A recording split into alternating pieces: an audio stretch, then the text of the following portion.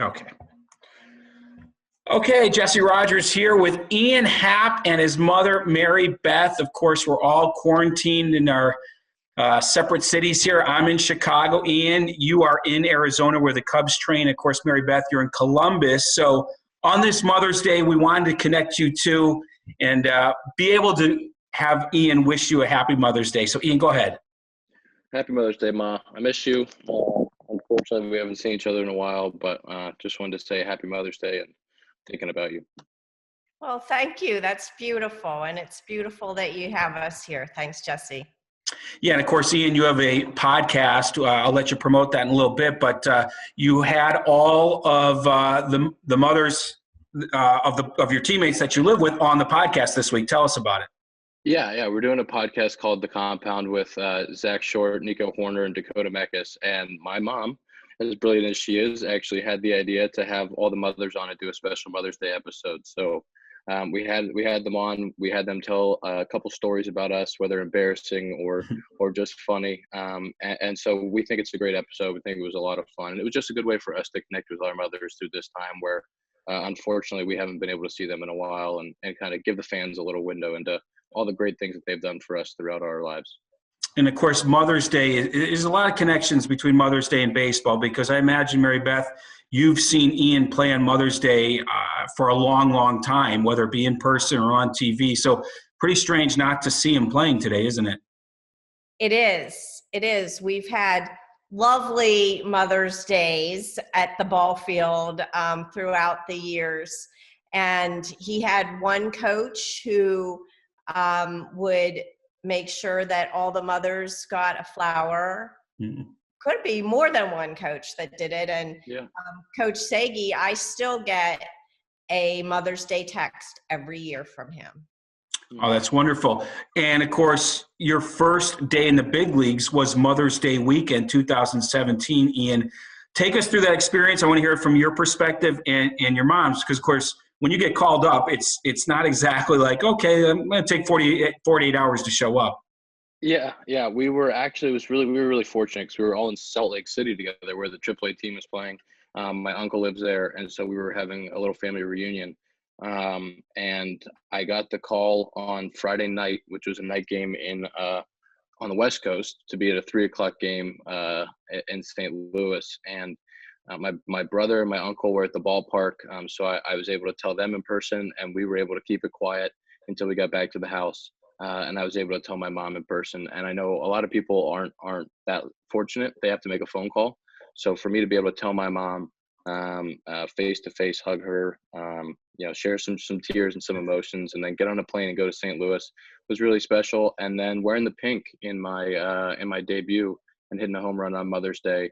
The day before Mother's Day, I guess, and then playing on Mother's Day with her in the stands right out of the gate. And then she has the jersey, she has the ball from that home run, and so to be able to give that to her as a Mother's Day gift, I think is something I'll never be able to top. So that's the son's perspective. How did it go down for you, Mary Beth? Emotional as well? Oh, it was very emotional. And Ian and I had a back and forth before he was called up that I never answer my phone. I always have it on silent when I'm in meetings. And he said, what if I got the call? You'd never know. So it was great to, as Ian says, actually be there in person, not have to worry about me missing the call. And we were there with his uncle, his dad's brother, and his wife, who, we're so close to, his cousin, her new baby, and her husband, and and his brother Chris, of course. And so we all, got to travel together to St. Louis. I mean, just such an incredible thing. And, we're on the plane aware of that Ian was about, to make his debut. And so giving him space, but also all being excited and celebratory at the same time. That's an incredible story. in part because it's Mother's Day weekend, you're having a family reunion, you figure your weekend is here. This is what we're doing, and then it completely changes. Only a call up to the majors could do that, right? I mean, right. Well, his aunt, who is the hostess with the mostest, had rented a suite at the Bees Stadium in Salt Lake. And so she was entertaining people throughout the weekend. And so her first reaction was, oh, I have to stay and entertain. We changed that pretty quickly. No, you're getting on the plane. We're all going. They all entertain themselves. Yeah. Ian, was that Mom's Mother's Day gift? She got to watch you in the majors and hit a home run for her? Yeah, that was the gift. The jersey. We had a really nice Mother's Day breakfast in St. Louis at the hotel. That was really special to get to share that the day after my debut, and then went out that day, got a couple more hits, and that's, I think, as a baseball mom, that's the best Mother's Day gift you could give her. And I wonder. And for the debut, not only were the family members that we had traveling with us, but Ian's uncle, Keith's younger brother, happened to be in the neighborhood. He was taking Ian's cousin Jake to an internship in Nebraska. And so they took the detour, and they were there for his debut. So we had a ton of friends and family that showed up, and it was really special for everyone to kind of make it down there for that Mother's Day weekend. Debut stories are so cool. They really are. I mean, your roommate there, Nico Horner, has a great one. May even top yours, possibly. Well, that's true. His is really special too. Yeah, because he was home on the couch after his season was over. Now, speaking of the home run, the bat, the jersey, I wonder, Mary Beth, if you happen to have them around. I do. So the ball, the home run ball. We see the ball. Right there. And I have, the jersey is down in the family room downstairs. Ian, it's framed, and Ian is harassing me because I haven't mounted it on the wall yet. But here is the starting lineup, the lineup card. It's just like Joe Madden to put you right in the fire, bat you second in your first game, right? You weren't eighth or ninth. Yeah, right in the 2-hole. I didn't get any sleep. And we flew in from the West Coast, so our flight was like 8 o'clock on the West Coast for a 3 o'clock Central game, and so it was like no BP that day, of course. So we just kind of showed up, and there's some really cool pictures of me getting ready for the first inning in between Schwarber and Riz, and I'd been with them that spring training, but to get thrown into the fire like that, right in the 2-hole, that was really cool. So that was Mother's Day 3 years ago. Let's go way back. Oh, there's the bat. Bat. I love it. Number 8 on it. Perfect. Let's go way back, Mary Beth. How much of his abilities can he credit to his mom? Did you help out a lot? Well, I was a huge support, wasn't I, Ian? Support system, yeah, definitely. Okay. I actually said yesterday that the hand-eye coordination was definitely not from her. But there was some, and the height wasn't from her either, but there was definitely some athleticism, some high school cheerleader in her, and definitely the always the support. So yeah, the support system, multitasking, Mary Beth, to watch his games and do other things. Tell us about it. Yeah, absolutely. I was going through pictures the other day, and there's a picture of me in the minivan with my laptop, working during those tournaments, right? The travel tournaments. Of course. Yeah. I would retreat during rain delays and other things to check those games when you play 3 or 4 games in a day in the middle of Michigan or West Virginia.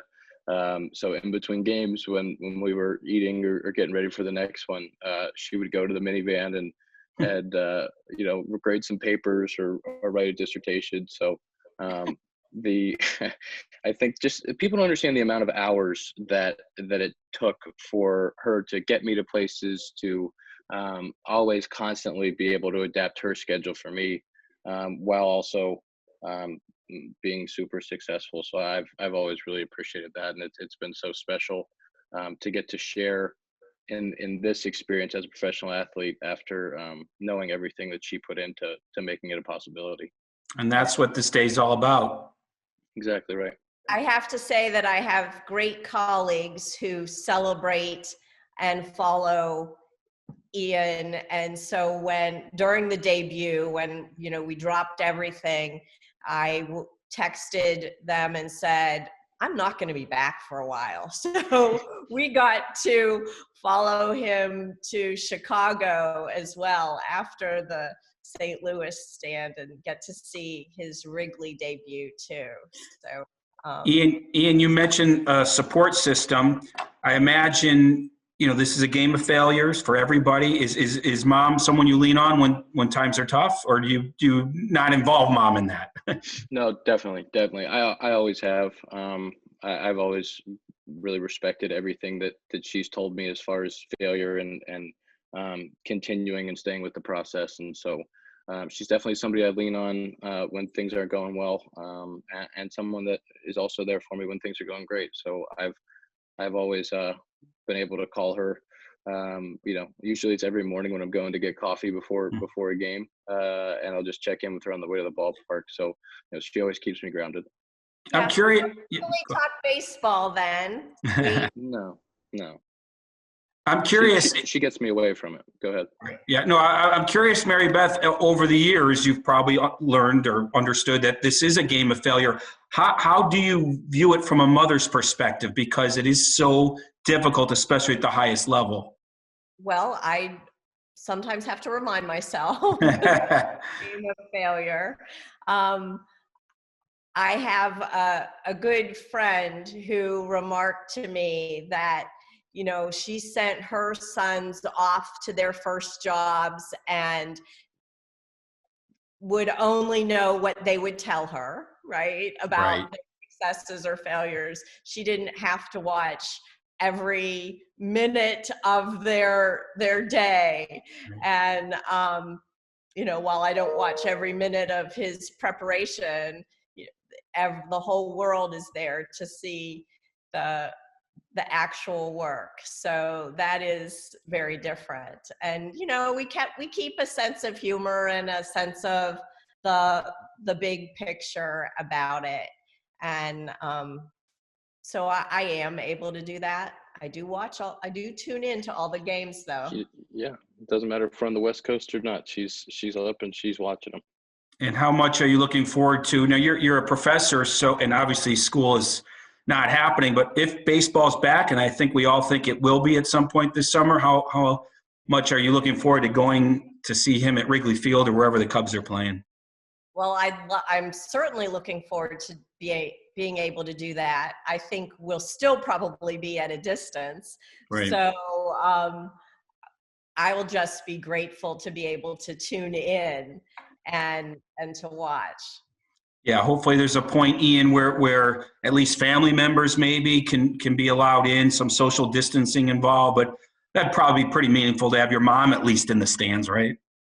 Yeah. I think for us as a first step, just to get back and to be able to have our families watch us on TV again, to have all the fans watch us on TV and kind of provide that light, that little bit of relief during this time, and then at some point whenever we can get families, get fans back in the ballpark, and just do what we love doing for the people that we love doing it for.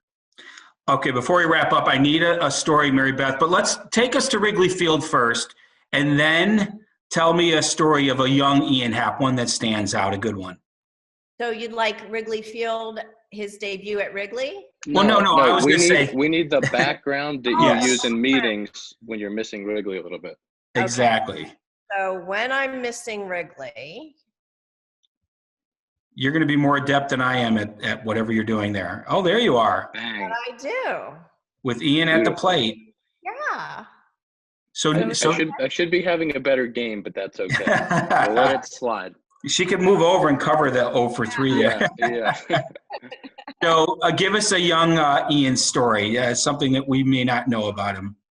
Yes. So one of the stories is from, I'm not exactly sure about whether it's grade school or middle school, because I was looking for an essay that he wrote, and I haven't found it yet, but I know it's somewhere. So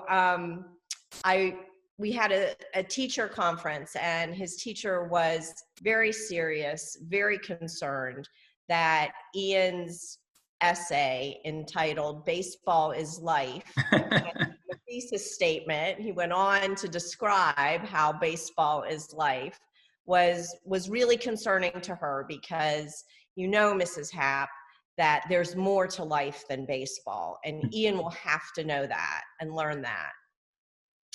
And I was patient, but not apologetic, and told her that, well, indeed, I can see why it would feel to Ian like baseball is life.